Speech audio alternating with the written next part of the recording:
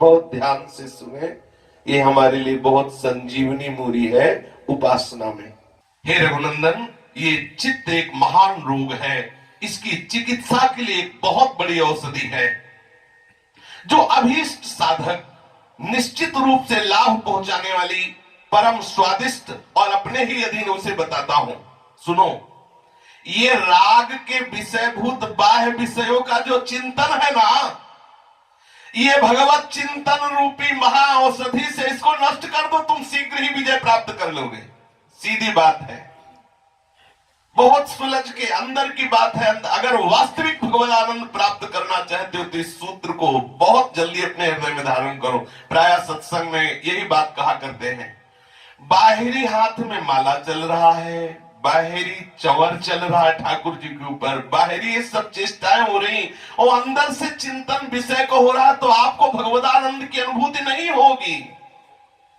ये चित्त एक महान रोग है और इसकी सुंदर मैं चिकित्सा बताता हूं। हे रघुनंदन, ये विषयभूत बाह्य विषयों के चिंतन का परित्याग करके आंतरिक भगवत चिंतन में डूबो, आप शीघ्र विजय प्राप्त कर लोगे। शुभ अशुभ दुर्ग विध्वंसी बल, तब जयति जयति जग उच्चरे। जो तुम्हारी चाह है विषयों की, उस विषय का तुम यदि चिंतन त्याग दो तो अभी स्वस्थ हो, अभी तुम अपने स्वरूप में हो। केवल विषय आकर्षण ही तुम्हें भ्रष्ट किए है, केवल विषय चिंतन ही तुम्हारे शरीर को अहमता में परिवर्तित किए। ऐसा लगता है आत्मा शरीर, शरीर ही आत्मा है, अपने आप को शरीर मान लिया, शरीर को अपना आपा मान लिया। ये बहुत बड़ा भ्रम केवल विषय सेवन के कारण है। केवल जिस दिन विषय सेवन से निवृत्ति हो जाएगी उसी दिन ऐसे शरीर दूर दिखाई देगा जैसे आपका शरीर दिखाई देता, ऐसे अपने से बिल्कुल अलग दिखाई देगा। अपने मन को तुम उसी प्रकार जीत लो जैसे मजबूत दांतों वाला हाथी कमजोर हाथी को दबा लेता है। परमात्मा का, प्रभु का निरंतर चिंतन करने से तुम बहुत बलवान बन जाओगे। ध्यान दीजिए, प्रभु का निरंतर चिंतन करने से तुम बहुत बलवान बन जाओगे और यत्न पूर्वक राग में चपलता प्रकट करने वाले इस मन को आप अपने अधीन कर लोगे। आपके पास बल है भगवत चिंतन, और उस बल से जो विषय चिंतन, विषय राग से, विषय भोगों के लिए मचलने वाला मन है, इस पर आप शासन कर लेंगे, इसे आप रोक लेंगे। यही साधना है, इसी से हमें भगवत प्राप्ति होती है। किसी भी संप्रदाय के किसी भी संत की बात देख लो और आप सच्ची मानिए, चाहे 60 वर्ष हो गए हो, चाहे 60,000 वर्ष हो गए, कोई फर्क नहीं पड़ता मनीराम को बाहरी तुम्हारी चेष्टाओं से। चाहे 16 तिलक लगाओ, चाहे 32 तिलक लगाओ, इनको अंदर से कोई फर्क नहीं पड़ता। अगर आप अंदर से भगवत चिंतन नहीं करते हैं तो बाहर ये सब पाखंड हो जाएगा। बिन विवेक वैराग्य भक्ति बिन सत्य नय को मानो, भगवत विमुख कपट चतुराई सो पाखंड नहीं जानो। 12 तिलक लगाना, कंठी धारण करना, भगवान नाम उच्चारण करना बहुत महामहिमामय भागवतिक स्वरूप है। यदि अंदर का विषय चिंतन हमारा बराबर बनता रहा तो यही गाली दिलाओगे आप इसी आचार्य परंपरा को। देखो तिलक धारण किए हैं, देखो कंठी धारण किए हैं, क्या देखो कैसे आचरण कर रहा है। जिस समय विषय चिंतन होता है, विषय में तदात्म भाव होता है, संयोग बन जाता है, साधक भ्रष्ट हो जाता है। हमारी सबसे पहली धरा होनी चाहिए, विषय चिंतन ही ना बनने पावे, इसके लिए प्रयासरत रहना है। अगर विषय चिंतन बन रहा है और बाहरी हमारी सब भागवती क्रिया हो रही, परमानंद की अनुभूति नहीं होगी, लौटो। गीता में भगवान ने बहुत जोर से केवल इस बात पर जोर दिया है, बोले अभ्यास योगी चेतसा नान्य गामिना तो पुरुषम शाश्वतम दिव्यम याति पार्थानुचिंतयेत। बोलिए इसमें कौन सी बात भगवान ने ऐसी कही है जो बाहरी हो। अभ्यास योग युक्त चेतसा नान्यगामिना, चित्त आपका और कहीं न जाए ऐसा आपको अभ्यास करना है।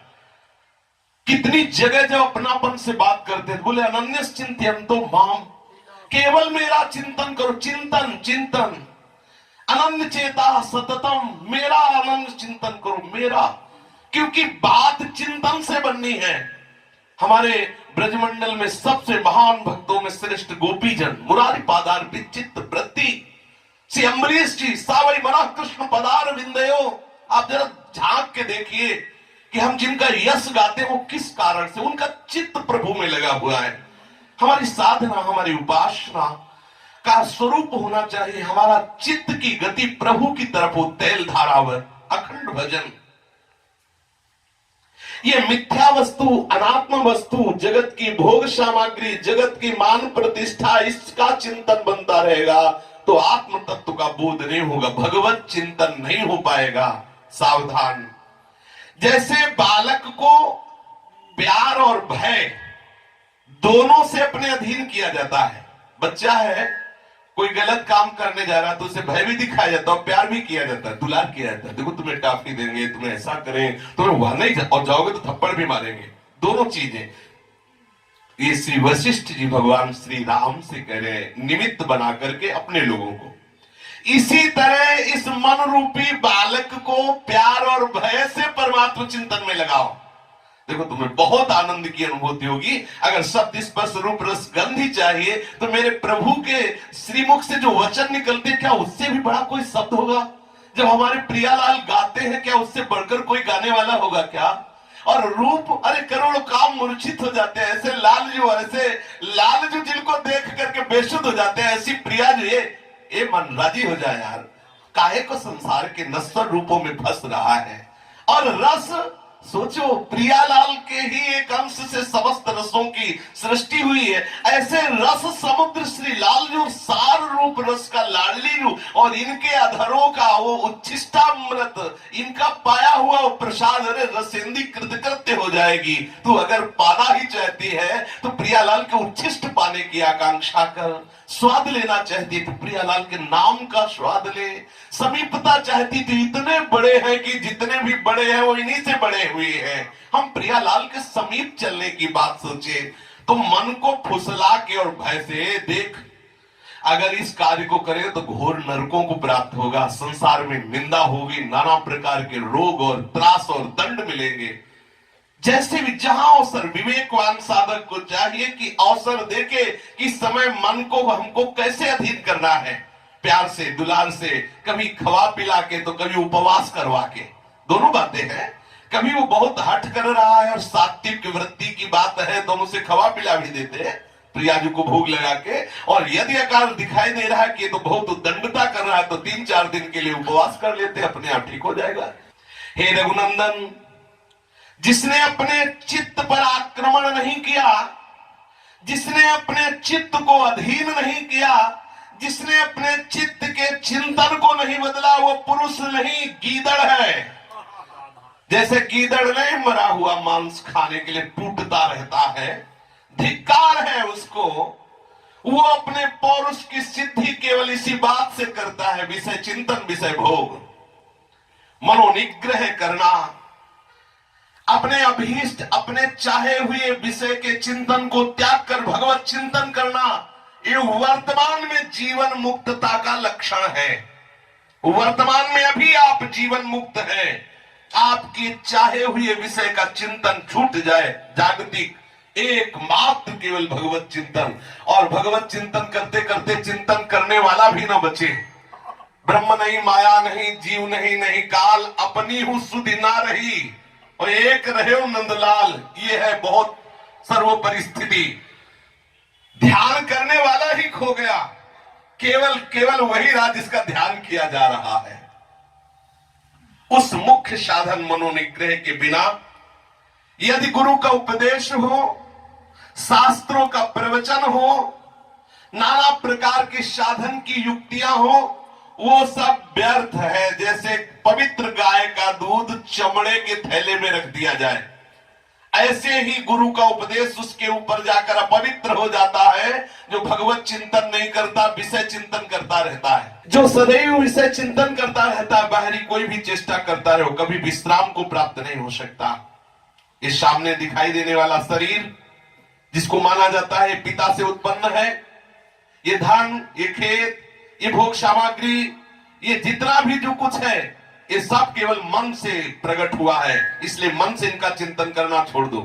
अब लोगों को लगेगा कि कैसी बात कर रहे हैं कि सब मन से प्रकट हुआ है। भाई, जिस समय हम स्वप्न में होते हैं तो शरीर सैया पे होता है, ये स्थूल शरीर, और हम सूक्ष्म शरीर में केवल मन के साथ होते, केवल मन।